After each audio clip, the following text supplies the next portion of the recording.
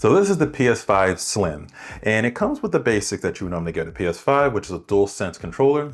You get an HDMI cable, you get a power cable, and you get a USB Type-C cable. Pretty simple there. Now we go ahead and slide out the Slim model here out of the box, even though it's not really called Slim. It's going to be basically the PS5 going forward. You definitely notice that it's a smaller, but a little bit heftier at the bottom system here that has sort of a two-part sort of look to it. We'll get to that in just a second. But let's talk about the front parts first. So the changes that they've made there, that there are now two front USB Type-C ports on it. One of them are super speed, so you're going to be able to plug in fast drives in the front there. Previously, you couldn't really do that on the original PS5. You had to plug it into USB Type-A on the back. Now, as far as the back ports are concerned, you'll see back here that it's actually flipped slightly a little bit differently because it's kind of made for it to sit sort of horizontal instead. So the HDMI port has been moved up to the top, while you'll see that you have your LAN ports and you also have two USB-A ports there. They're also USB 3 as well. And you have your power port as well too. Now to move the side panels off this time is actually a little bit easier, I would say. You can just pull them off, kind of pop, and they kind of pop off there. And you can see here, which reveals where you're gonna install your NVMe storage to expand storage. And you'll also see at the bottom there where you have the removable drive. Yes, you have a removable Blu-ray drive. Just press one button, just pops out just like that. Pretty easy, pretty simple.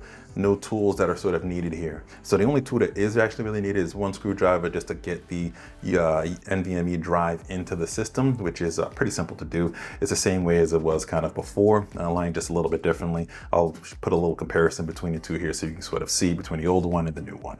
Now, one thing I forgot to mention that the new PS5 comes with is these two little plastic stands that go into where you see the slit right there. And that's what it's going to use to be able to stand sort of horizontally, as you see here, because there is no vertical stand with this. You're going to have to buy that separately, which is a bit of a downer.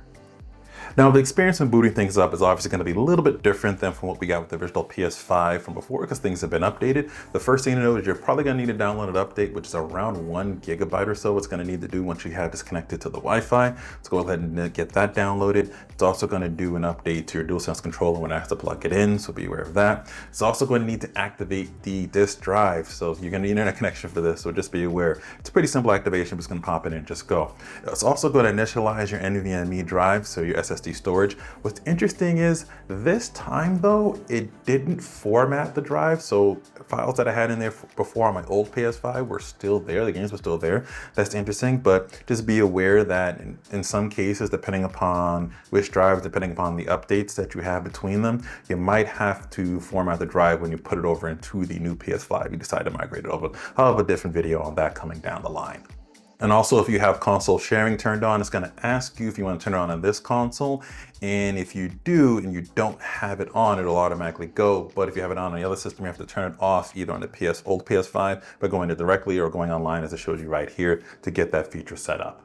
And that's pretty much it. You boot right up and you're into the PS5 menu. We'll take a look at how much storage that you get, which is actually a solid amount of storage, about 870 so gigabytes that are available from start, because this does come with a 1 terabyte storage inside of it, which is nice. A lot more than about 660 or so that you got originally with the PS5, the original one there. So it's nice that it has that there.